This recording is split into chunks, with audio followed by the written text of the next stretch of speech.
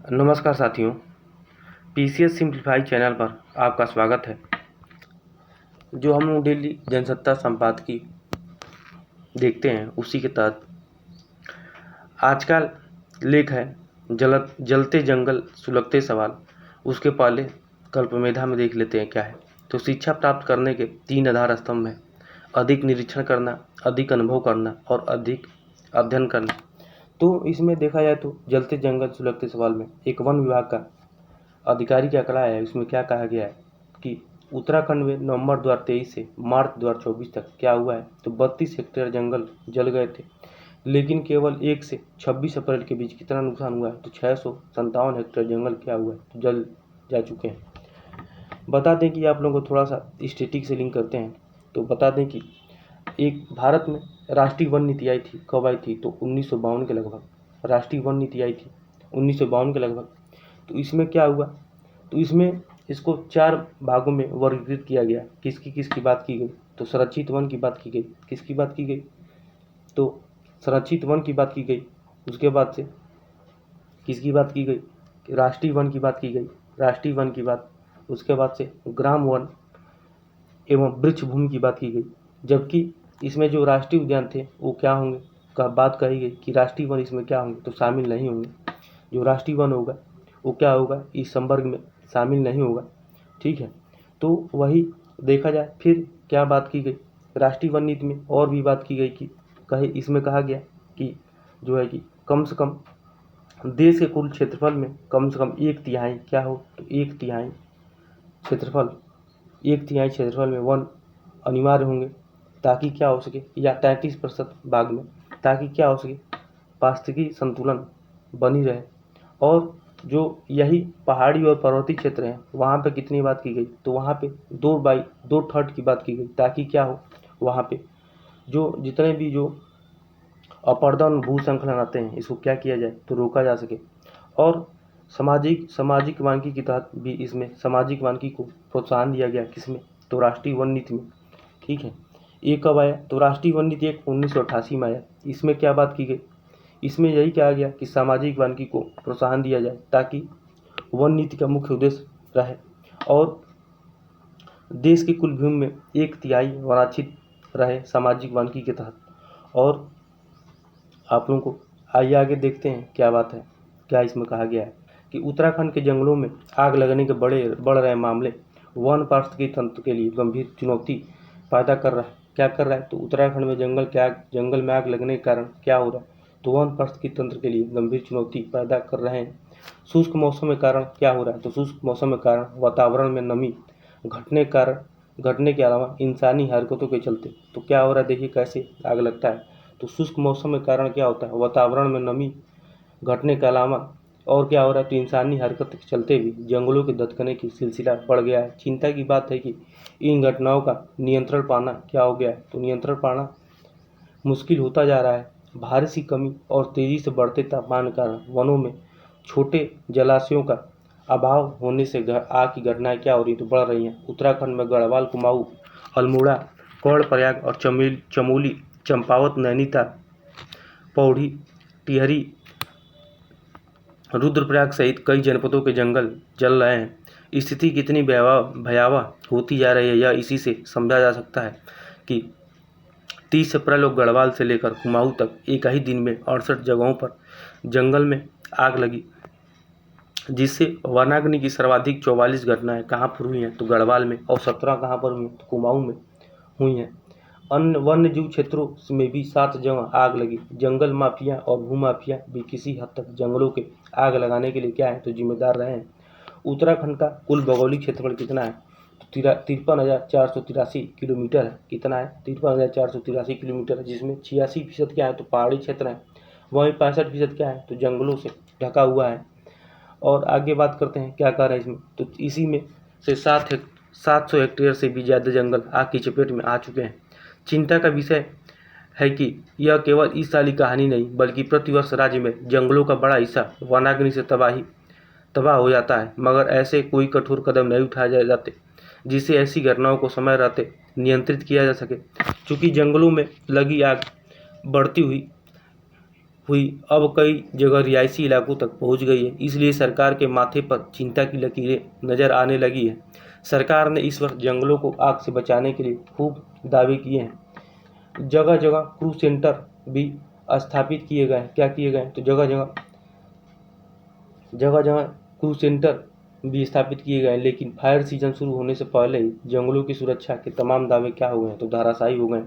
चिंता का विषय है कि हमारे यहाँ ऐसी घटनाओं से निपटने के लिए कारगर नीतियां नहीं हैं। वन विभाग के आधिकारिक आंकड़ों के अनुसार उत्तराखंड में नवंबर 2023 से मार्च 2024 तक 32 हेक्टेयर जंगल जल गए थे। लेकिन 1 से 26 अप्रैल के बीच कितना नुकसान हुआ है? तो 657 हेक्टेयर जंगल जल चुका है, यानी प्रतिदिन 25 हेक्टेयर हरियाली क्या हो रही है? तो राख हो रही है। इसी बीच 2 दिन तो ऐसे रहे जब नुकसान का यह आंकड़ा 75 हेक्टेयर को भी पार कर गया था।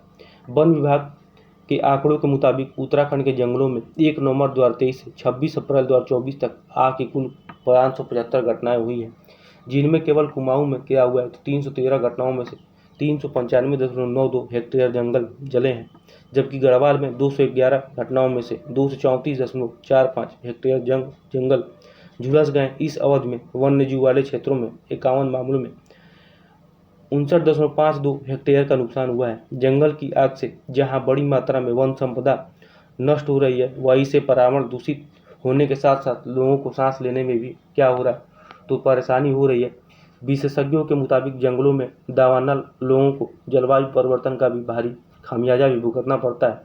प्राणी सर्वेक्षण विभाग का मानना है कि उत्तराखंड के जंगलों में आग के कारण जीव जंतुओं के 4,500 से ज़्यादा क्या हुए प्रजातियों का अस्तित्व खतरे में पड़ गया है। वैसे तो जंगलों में आग लगने के कारणों में सूखे पेड़ों प्राकृतिक कारणों में क्या क्या है? तो सूखे पेड़ों, बांस का रगड़ खाना तथा पत्थरों से निकली चिंगारी या बिजली गिरने शामिल है। लेकिन पर्यावरण मंत्रालय के तहत आने वाले वन अनुसंधान संस्थान की रिपोर्ट के मुताबिक भारत में क्या हुआ है? तो 95% जंगल की आग मानव निर्मित है। उत्तराखंड के जंगलों में आग लगने का बड़ा कारण देखा जाए तो चीड़ के पेड़ों की बहुतायत और घने ज्वलनशील कूड़े का जमाव है। गर्मियों में बड़ी मात्रा में चीड़ की टहनियाँ और सूखे पत्ते इकट्ठा हो जाते हैं, जो आग के प्रति अत्यधिक संवेदनशील होते हैं। जंगल में ऑक्सीजन की प्रचुर मात्रा होती है और सूखे पेड़ों, झाड़ियों, घास फूस, कूड़े आदि के रूप में ईंधन की आपूर्ति भी निरंतर होती रहती है। ऐसे में मामूली से चिंगारी को भी दावानल बनने देर नहीं लगती। शुष्क मौसम में शुष्क वनस्पति और जंगल में चलती तेज हवाएं इस आग के फैलने में बड़ी भूमिका निभाते हैं। यही आग जब रिहायशी बस्तियों तक पहुंचती हैं तो सब कुछ तबाह कर जाती हैं। उत्तराखंड मवेशियों के लिए नई घास उगाने के लिए जंगलों में आग लगाने का कुप्रथा भी है। हर साल बड़ी संख्या में ऐसे मामले सामने आते हैं, जिनसे पता चलता है कि चरवाहे प्रायः नई घास उगाने के उद्देश्य से सूखी घास में क्या करते हैं? तो आग लगा देते हैं। भारतीय वन सर्वेक्षण ने 2004 में अमेरिकी अंतरिक्ष एजेंसी नासा के उपग्रह की मदद से राज्य सरकारों को जंगल में आग की घटनाओं की चेतावनी देना शुरू की थी। 2017 में सेंसर तकनीक की मदद से रात में भी ऐसे घटनाओं की निगरानी शुरू की गई। आग की बढ़ती घटनाओं को देखते हुए 2019 में व्यापक वनाग्नि निगरानी कार्यक्रम शुरू कर राज्यों के निगरानी तंत्र को मजबूत करने की भी पहल की गई थी। क्या की थी बात? 2019 में व्यापक वनाग्नि निगरानी कार्यक्रम शुरू की गई थी, जिससे क्या हो सके? तो राज्यों के निगरानी तंत्र को मजबूत करने की पहल भी हो सके। मगर चिंता की बात है कि देश भर में वन क्षेत्रों में आग से वन संपदा को होने वाले नुकसान को रोकने के लिए उपग्रहों से सतत निगरानी के अलावा अन्य तकनीकों के इस्तेमाल के बावजूद आग की घटनाएं बढ़ रही हैं और वन विभाग बेबस नजर आता है। उत्तराखंड के जंगलों में आग की घटनाओं पर काबू पाने में विफलता का एक बड़ा कारण यह भी है कि वन क्षेत्रों के रहवासी अब वन संरक्षण के प्रति उदासीन हो चले हैं।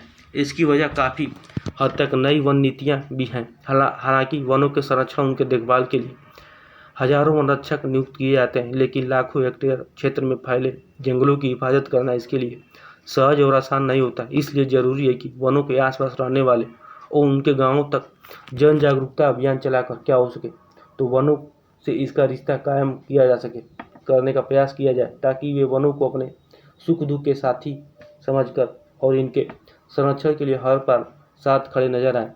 पर्यावरणविदों का मानना है कि जंगलों को आग से बचाने के लिए रिमोट सेंसिंग अग्नि चेतावनी प्रणाली का इस्तेमाल करनी चाहिए। करना, नियंत्रित तथा निर्धारित दहन के माध्यम से बायोमास हटाने जैसे कदम उठाने जाने की सख्त दरकार है। जो ड्रोन से जंगलों की निरंतर निगरानी की पुख्ता व्यवस्था की जानी चाहिए, ताकि जंगलों में जानबूझकर आग लगाने वाले असामाजिक तत्वों पर नकेल कसी जा सके। वनाग्नि की घटनाओं को रोकने के लिए लोगों को जागरूकता किए जाना भी अत्यंत क्या है तो आवश्यक है। फिर क्या बात की गई देखते हैं कि भारतीय वन सर्वेक्षण ने वर्ष 2004 में किसके मदद से, तो अमेरिका अंतरिक्ष एजेंसी नासा के उपग्रह की मदद से राज्य सरकारों को जंगल में आग की घटनाओं की चेतावनी देनी शुरू की थी। 2017 में सेंसर क्या हुआ, तो सेंसर तकनीक की मदद से 2017 में रात में भी ऐसी घटनाओं की निगरानी शुरू की गई। आग की बढ़ती घटनाओं को देखते हुए 2019 में व्यापक वनाग्नि निगरानी कार्यक्रम शुरू कर राज्यों के निगरानी तंत्र को मजबूत करने की पहल भी की गई। कब शुरू हुआ था, तो 2019 में। मगर चिंता की बात है कि देश भर में वन क्षेत्रों में आग से वन संपदा को होने वाले नुकसान को रोकने के लिए उपग्रहों से सतत निगरानी के अलावा अन्य तकनीकों के इस्तेमाल के बावजूद क्या हो रहा है, तो आग की घटनाएं बढ़ रही हैं और वन विभाग क्या हो रहा है, तो बेबस नजर आ रहा है। तो बता दें कि आज के लिए इतना है। बहुत बहुत धन्यवाद।